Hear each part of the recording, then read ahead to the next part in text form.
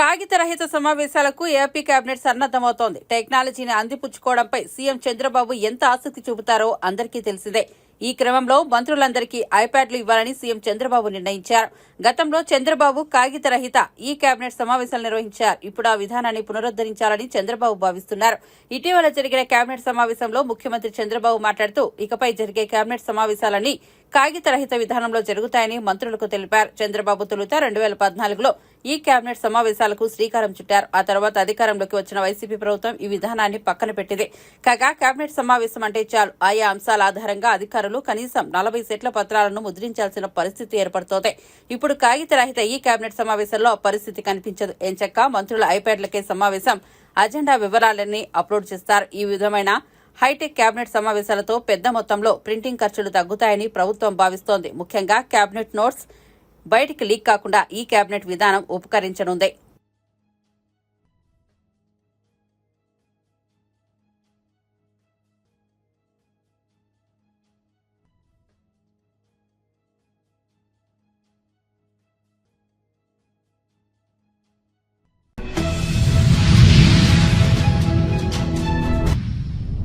రంగారెడ్డి జిల్లా joint collector M V Bhupal Reddy 8 లక్షల లంచం తీసుకుంటూ రెడ్ హ్యాండెడ్ గా దొరికిపోయారు. జాయింట్ కలెక్టర్ ఎంవీ భూపాల్ రెడ్డితో పాటు senior assistant Y Madan Mohan రెడ్డిని లంచం వ్యవహారంలో వలపన్ని అరెస్టు చేసినట్లు ఏసీబీ డైరెక్టర్ సివి ఆనంద్ వెల్లడించారు. ధరణి పోర్టల్లోని నిషేధిత భూముల జాబితా నుంచి 14 కుంటల భూమిని తొలగించడానికి వారు 8 లక్షల లంచం తీసుకుంటుండగా ఏసీబీ అధికారులు పక్కా సమాచారంతో దాడి చేసి జాయింట్ కలెక్టర్ భూపాల్ రెడ్డిని సీనియర్ అసిస్టెంట్ మదన్ మోహన్ రెడ్డిని అదుపులోకి తీసుకున్నారు. వారిద్దరూ పట్టుబడకుండా లంచం తీసుకోవడానికి అనేక జాగ్రత్తలు తీసుకున్నారని, కానీ వారి ఎత్తుగడలను తాము చిత్తు చేశామని ఏసీబీ డైరెక్టర్ సివి ఆనంద్ తెలిపారు.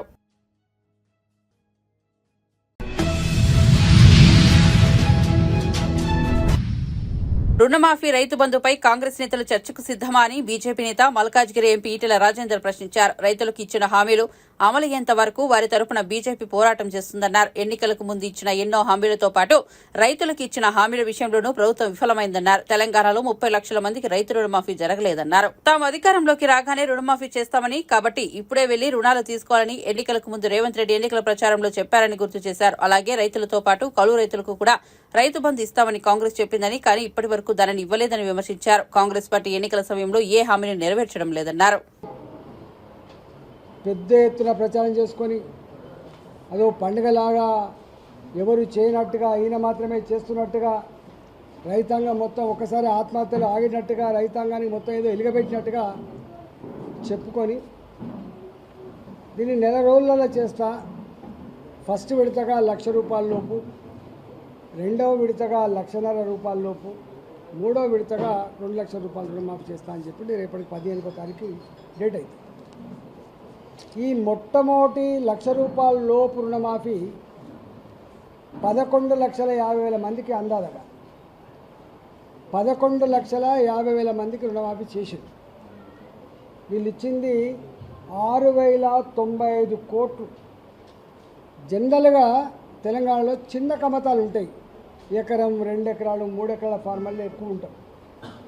నంబర్ ఆఫ్ ఫార్మర్స్ అంతా కూడా ఇక్కడే ఉంటారు. అంటే వీళ్ళు 6,095 కోట్ల రూపాయలు ఇచ్చింది 11,50,000 ఫార్మర్లకు ఇచ్చింది. ఆ తదుపరి రెండో విడతగా 1,49,000 లోపు, 1,50,000 కూడా కాదు, 1,49,000 వరకు మళ్ళీ వీళ్ళు ఇచ్చింది ఇంకొక 6,000 కోట్లు. ఫార్మర్ సంఖ్య 6 లక్షలు. అంటే ఈ 6 లక్షలు ప్లస్ ఈ 11.5 లక్షలు, దాదాపు 18 లక్షలు, కొంచెం తక్కువ 18 లక్షల మందికి 1,49,000 లోపున్న రుణాలకు వీళ్ళు పే చేసిన డబ్బు 12,095 కోట్లు, 12,100 కోట్లు. అంటే వీళ్ళు చెప్పిన 49 లక్షలలో కూడా ఇప్పటి వరకు వీళ్ళు 2 విడతలుగా ఇచ్చింది 18 లక్షల లోపు మాత్రమే. అంటే ఇంకొక 31 లక్షల మంది ఫార్మర్లకు వీళ్ళు రుణమాఫీ చేయాలి. కానీ 1,50,000 నుంచి మొదలుపెట్టి 2 లక్షల వరకు నాకు తెలిసి 6 లక్షల ఫార్మర్స్కి ఉండే ఆస్కారం లేదు. పైకి పోతున్నా కూడా తగ్గుతుంది. 1,00,000 రూపాయల లోపు అయితేనేమో 11,500 మంది వచ్చిండ్రు.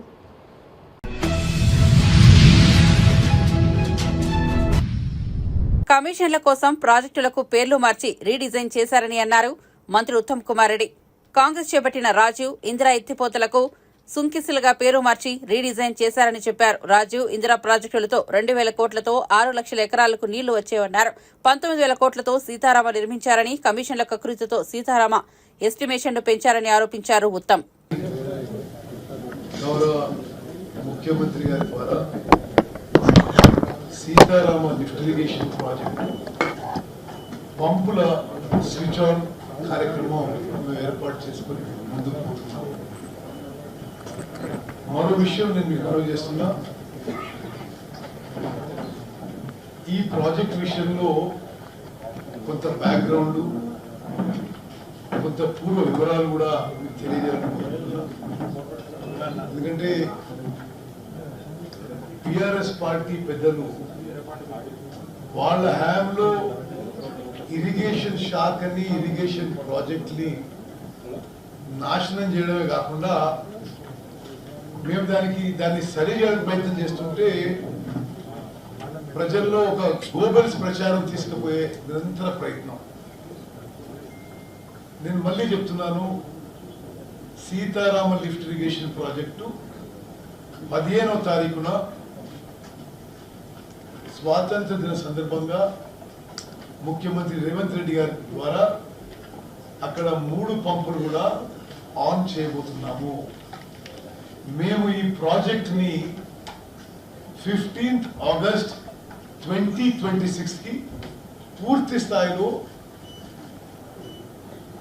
కంప్లీట్ చేయబోతున్నాము. ఇది మా ప్లాన్. నేను మొదటి నుంచి కూడా ఇదే ఫిగర్స్, ఇదే విషయాలు మాట్లాడుతున్నాను. మేము డిసెంబర్ 7th 2023 ప్రమాణ స్వీకారం చేసాం. గత 7 నెలలుగా అందులో 3 నెలలు మోడల్ కోడ్ ఆఫ్ కండక్ట్ లో పోయింది. మాకున్న ఈ తక్కువ సమయంలో ఇరిగేషన్ శాఖని గాడిలో పెట్టడానికి, కొంత సిస్టమ్స్ తీసుకురావడానికి, కొంత ప్రయారిటైజ్ చేసి ప్రాజెక్ట్స్ ని ఒక క్రమబద్ధీకరించి సిస్టమేటిక్ గా ముందు పోవాలని మేము చూస్తుంటే రకరకాల విమర్శలు. మీరు ఓవరాల్ ఇరిగేషన్ సెక్టర్ ఒకసారి గమనిస్తే 10 ఏళ్ల బీఆర్ఎస్ ప్రభుత్వంలో 1.81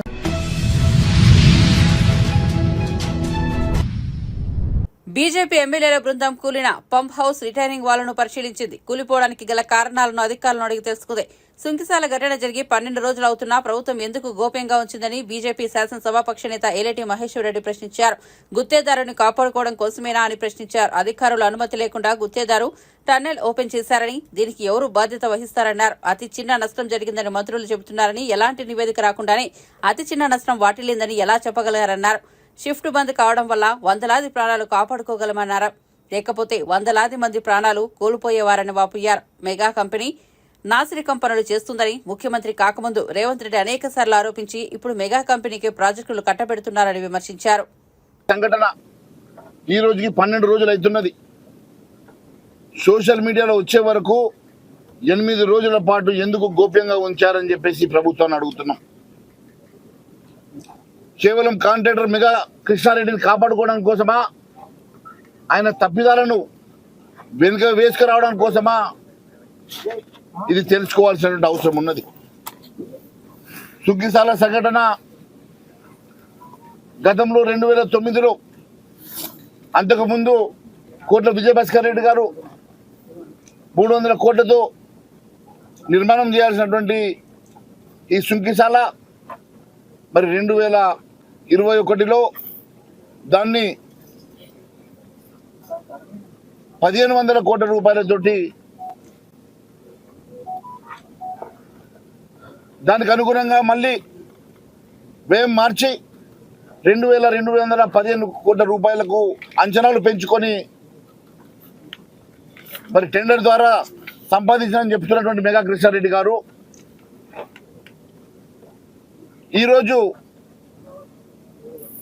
మరి ఎవరి పర్మిషన్ తోటి మీరు ఆ టన్నెల్ ఓపెన్ చేశారని చెప్పేసి అడుగుతా ఉన్నాం. ఇక్కడ అధికారులను అడిగితే మాకు తెలియదు, మా పర్మిషన్ లేకుండానే టన్నెల్ ఓపెన్ చేయడం వల్ల కూలిపోయిందని చెప్పి మీరు చెప్తా ఉన్నాం.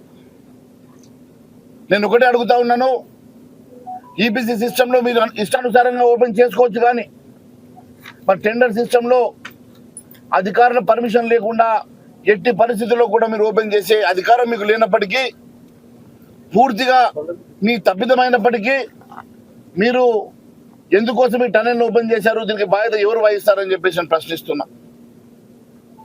అంతేకాకుండా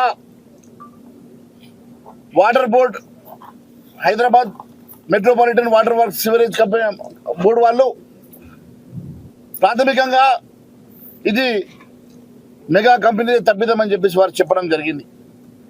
దాంతో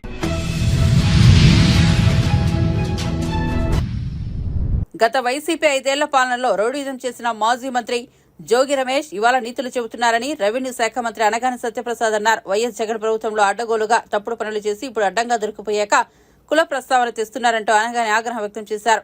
అగ్రిగోల్డ్ వ్యవహారంలో ఫిర్యాదులు వచ్చాకే ఏసీబీ అధికారులు చర్యలు చేపట్టారని మంత్రి చెప్పుకొచ్చారు. తప్పులు చేసిన తప్పులన్నీ కూడా బట్టబయలు వాళ్ళు దొరికిపోతే మరి ఈరోజు కులాల గురించి, మతాల గురించి, వర్గాల గురించి మాట్లాడటం నిజంగా చాలా హాస్యాస్పదంగా ఉంది. జోగి కుటుంబం ఏనాడు కూడా బడుగు బలహీన వర్గాలకి మేలు చేసినటువంటి కుటుంబం కాదు. వారి హయాంలో బడుగు బలహీన వర్గాల యొక్క అభ్యున్నతి కోసం కానీ, లేదా వారిలో ఒక చైతన్యం నింపుకొచ్చి వారికి మెరుగైన జీవన పరిమాణం ఇవ్వాలని చెప్పి కానీ ఎప్పుడు ఆలోచన చేయకుండా కేవలం వాళ్ళ కుటుంబం బాగుపడాలి, అడ్డదారులైనా డబ్బులు సంపాదించాలనే లక్ష్యంతోనే ఈ యొక్క అంబాపురంలో ఉన్నటువంటి ఒక్క స్కామ్, ఇలాంటి స్కామ్లు ఎన్నో చేశారని వస్తున్నాయి, వెలుగులోకి వస్తూ ఉన్న అన్నిటిపైన కూడా ప్రత్యేక శ్రద్ధ పెట్టి అధ్యయనం చేసి పూర్తిగా విచారణ చేసిన తర్వాతనే యాక్షన్ తీసుకోవడం జరిగింది. ఉదయాన్నే ఆయన మాట్లాడుతూ నోటికొచ్చినాడు అంటే ఇంకా కూడా అబద్ధాలు, ఎందుకంటే అబద్ధాల పునాదిలో పుట్టినటువంటి పార్టీ కాబట్టి, ఆ ట్రైనింగ్ అయినటువంటి పార్టీ కాబట్టి అసలు ఎక్కడ కూడా ఏం చేయలేదు నిరూపిస్తారా అడుగుతారు. తప్పకుండా చర్చకు ఎక్కడికన్నా కూడా, ఎందుకంటే ఆల్రెడీ మా అధికారులందరూ కూడా మీతో చర్చించే కేసు పెట్టడం జరిగింది. ఏదైతే ఒక అగ్రిగోల్డ్ యజమాని పెట్టే కేసు మీద అవ్వచ్చు, డబుల్ రిజిస్ట్రేషన్ అవ్వచ్చు, మీరు చేసుకున్నటువంటి రాటిఫికేషన్ డీడ్ మీద ఉన్నటువంటి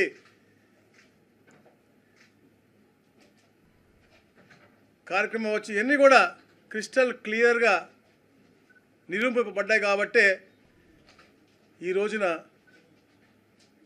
మీ మీద కానీ, మీ పుత్రత్వం మీద కానీ, మీ బాబాయ్ గారి మీద కానీ కేసు పెట్టడం జరుగుతూ ఉంది. రెడ్ బుక్ అంటున్నారు. నిజంగా రెడ్ బుక్ తెరిస్తే మీరు అసలు ఆంధ్ర రాష్ట్రంలో ఉండగలరా అని అడుగుతా ఉన్నాం. మీరు కానీ, మీరు ఎమ్మెల్యేలు కానీ గత 5 సంవత్సరాల్లో వ్యక్తిగతంగా లబ్ధి పొందాలని చేసిన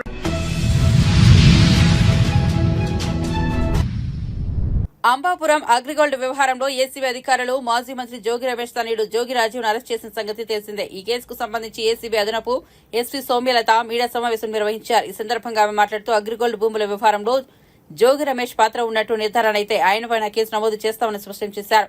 అగ్రిగోల్డ్ భూముల వ్యవహారంలో అవకతవకలు జరిగాయని తెలిపారు. ఈ కేసులో జోగి రాజీవ్ను సర్వేయర్ రమేష్ ను అరెస్ట్ చేశామని చెప్పారు. అగ్రిగోల్డ్ భూముల సర్వే నెంబర్ను మార్చారని, పీసీ యాక్ట్ కింద కేసులు నమోదు చేశామని వెల్లడించారు. అగ్రిగోల్డ్ ఆస్తులు సిఐడి అటాచ్మెంట్లోనే ఉన్నాయని, ఈ వ్యవహారానికి సంబంధించి సిఐడి అధికారుల నివేదిక కూడా పరిశీలిస్తామని సోమిలత పేర్కొన్నారు. అగ్రిగోల్డ్ భూముల కేసులో ప్రభుత్వ అధికారులు కూడా ఉన్నారని, సిఐడి, ఏసీబీ విచారణ నివేదికలను ఉన్నతాధికారులకు ఇస్తామని వివరించారు.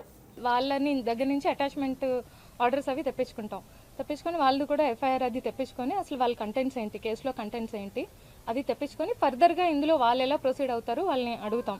అడిగి వాళ్ళు ఏమైనా అంటే డీజీ గారు పర్మిషన్తో ఏమైనా క్లబ్ చేస్తారా, లేకపోతే ఫర్దర్గా ఏంటి అనేది సుపీరియర్స్ పర్మిషన్ తీసుకునే వెళ్తాం. అందులోని ఇంకొకటి ఏంటంటే యాక్చువల్గా వాళ్ళు దేని మీద రిజిస్టర్ చేశారు, వాళ్ళ ఇంగ్రీడియంట్స్ ఏంటి, మేము రిజిస్టర్ చేసింది వాళ్ళు రిజిస్టర్ చేసింది ఒకటేనా వెరిఫై చేసుకోవాలి ముందు. యాక్చువల్గా మేము కట్టిన కేసులో ఇనీషియల్గా యాజ్ పర్ ఎంక్వైరీ రిపోర్ట్ 5 నిందితులు. ప్రస్తుతానికి 2 అరెస్ట్ చేసాము, అది కూడా ముందు ఫర్దర్గా చెప్తాం. మొత్తం 8 మంది పేర్లు బయటకు వచ్చారు. రూరల్ ఎంఆర్ఓ, రూరల్ అంటే అంటే మీరు పేర్లు వచ్చాయి అంటే ఎలా వచ్చాయో మా నాకు తెలియదు. మా పేర్లు అయితే 5. మేమైతే ఇనీషియల్గా మా ఎఫ్ఐఆర్లో అయితే 5 పేర్లే ఉన్నాయి. మేము ఫర్దర్గా ఇన్వెస్టిగేషన్ బట్టి ఎవరెవరు ఇంక్లూడ్ అవుతారో అందరినీ ఇంక్లూడ్ చేస్తాం. అంటే యాక్చువల్గా ఫర్ ఇన్వెస్టిగేషన్ పర్పస్ పిలిపించాము. ఎవరైతే కేసులో అక్యూజ్డ్గా సైట్ అవుతారో అందరినీ ఫర్దర్గా యాజ్ పర్ ప్రొసీజర్ అరెస్ట్ చేస్తాం. అంటే ఫర్దర్ ఇన్వెస్టిగేషన్లో ఆయన పాత్ర ఉంది అంటే ఉంటుంది, ఆయన పాత్ర లేకపోతే ఆయన్ని ఇంక్లూడ్ చేయం.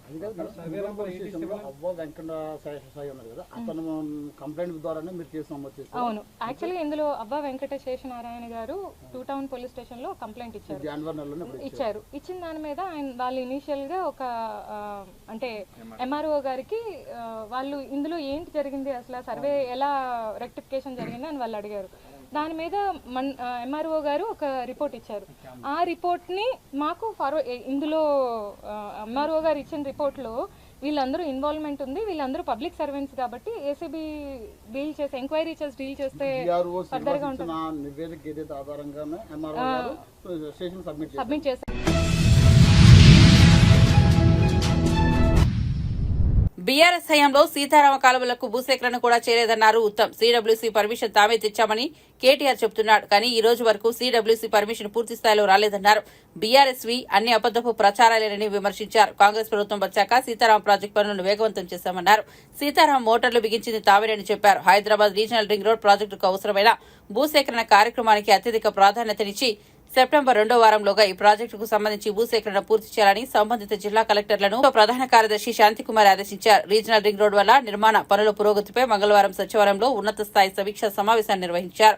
ఈ సమీక్షా సమావేశానికి రోడ్లు, భవనాల శాఖ ప్రత్యేక ప్రధాన కార్యదర్శి వికాస్ రాజ్, ప్రభుత్వ సలహాదారులు శ్రీనివాసరాజు, రెవెన్యూ శాఖ ముఖ్య కార్యదర్శి నవీన్ మిట్టల్, అటవీ శాఖ అడిషనల్ సెక్రటరీ ప్రశాంతి, ఆర్ఎండ్బి శాఖ ప్రత్యేక కార్యదర్శి హరిచందన, సంయుక్త కార్యదర్శి హరీష్, రంగారెడ్డి, మెదక్, సంగారెడ్డి, యాదాద్రి, సిద్దిపేట జిల్లాల కలెక్టర్లు, ఇతర అధికారులు పాల్గొన్నారు.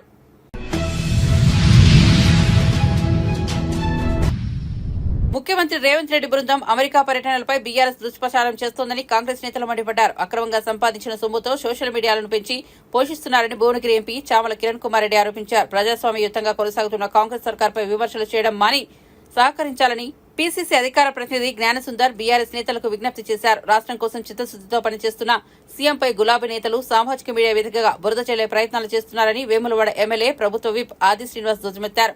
విదేశీ పర్యటనల పేరుతో దుబాయ్ వెళ్లి సొంత పనులు చక్కబెట్టుకున్న మీతో రేవంత్ పోలిక అని ఎద్దేవా చేశారు. కేటీఆర్ ఇచ్చిన స్క్రిప్ట్ చదివి దిగజారవద్దని బీఆర్ఎస్ నేతలకు ఆది శ్రీనివాస్ సూచించారు. కాంగ్రెస్ ప్రభుత్వం ఇలాగే పనిచేస్తే తమ పని ఖతమవుతుందని బీఆర్ఎస్ నేతలు భయపడుతున్నారని ఆరోపించారు.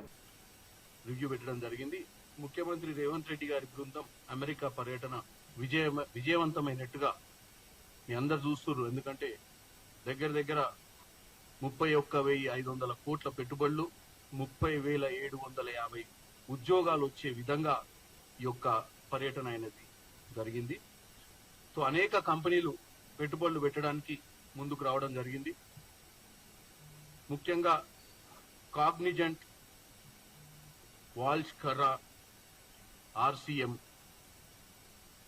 ట్రైజిన్, హెచ్సిఏ హెల్త్ కేర్, తర్వాత వివెన్స్ ఫార్మా, చార్ల్స్ స్వాబ్, చాలా కంపెనీలు ఇలా, అడోబ్ సిస్టమ్స్, అమ్గెన్ సిటిఓ గారు, చీఫ్ టెక్నాలజీ డేవిడ్ రీస్ గారితో కూడా పర్సనల్ గా కూర్చోవడం జరిగింది. అలాగే ఈక్విటీ పార్ట్నర్షిప్ సిఇఓ గారు, సంస్థ సిఇఓ వెంకట్ బుసా గారితో కూడా సీఎం రేవంత్ రెడ్డి గారు పర్సనల్ గా కలవడం జరిగింది. అలాగే జాయిటిస్ కంపెనీ చీఫ్ ఇన్ఫర్మేషన్ ఆఫీసర్ గారితో కూడా కలిసి, అంటే ముఖ్యంగా రేవంత్ రెడ్డి గారి గురించి ఈ పర్యటనను చాలా మంది ఇక్కడ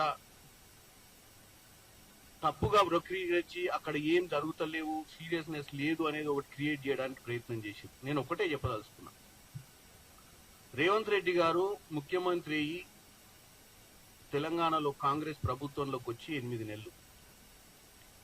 8 నెలల్లో 3 నెలలు మనకు ఎన్నికల కోడ్లో ఆ రోజు ఏమి డెవలప్మెంట్ కార్యక్రమాలలో భాగస్వామ్యం తీసుకోలేని పరిస్థితి ఉండే మన మంత్రులది కానీ సీఎం గారు గారిది. ఇప్పుడు ఈ పర్యటనలలో మన ఐటీ శాఖ మంత్రివర్యులు శ్రీధర్ బాబు గారు, రేవంత్ రెడ్డి గారు గతంలో కూడా వచ్చిన 8 నెలల్లో రెండోసారి ఇది. ఇంతకుముందు జెనీవా పర్యటన చేసిరు, ఇప్పుడేమో యుఎస్కి వెళ్ళిరు. ప్రయత్నం ప్రతి విషయాన్ని, అంటే సెక్రటేరియట్ లో కూర్చొని ప్రగతి భవన్ ని ప్రజాభవన్ మార్చిన రోజు ఎల్బీ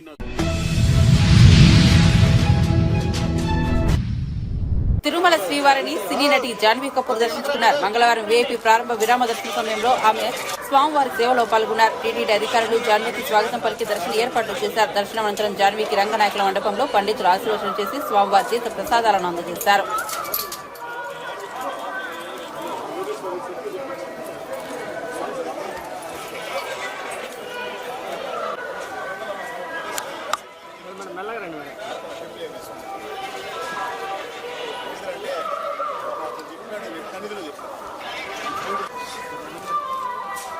మేడం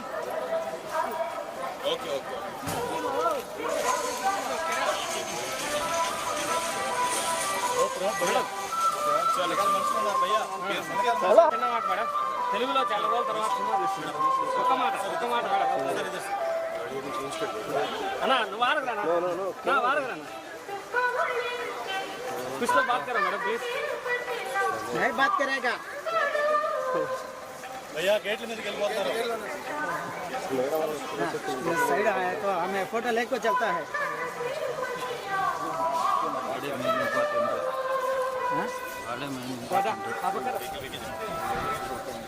अंदर ताता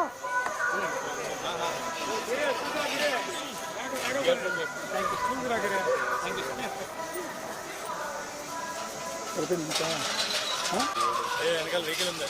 चलो चलो चलो चलो गाड़ी गाड़ी गाड़ी गाड़ी निकल गाड़ी आते हैं ना साइड साइड आ जा.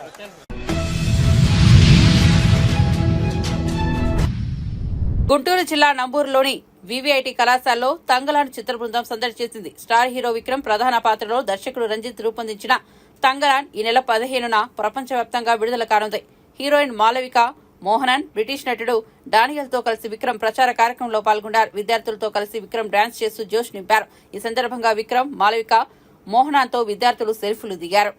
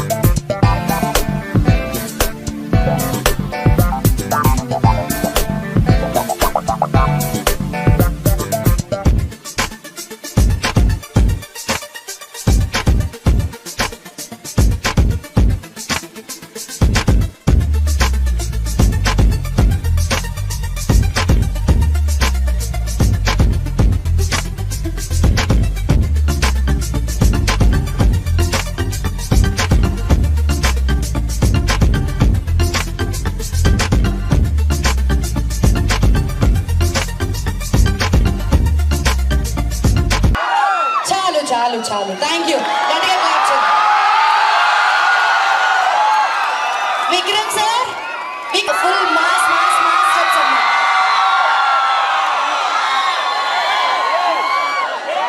Okay okay okay okay me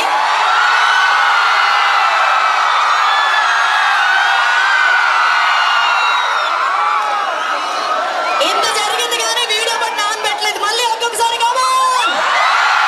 okay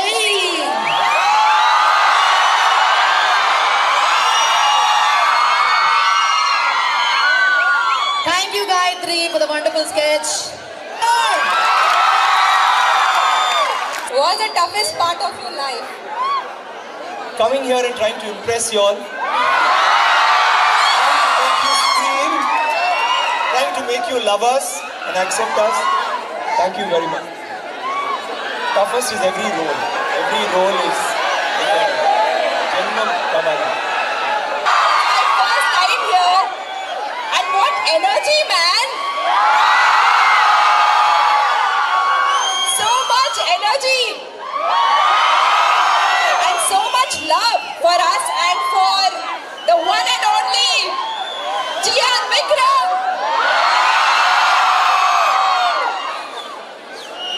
Our movie Tangalan is coming to you this Independence Day in 3 days, no? 3 days. August 15th. Please go watch it. And I hope you love the movie as much as we enjoyed making it.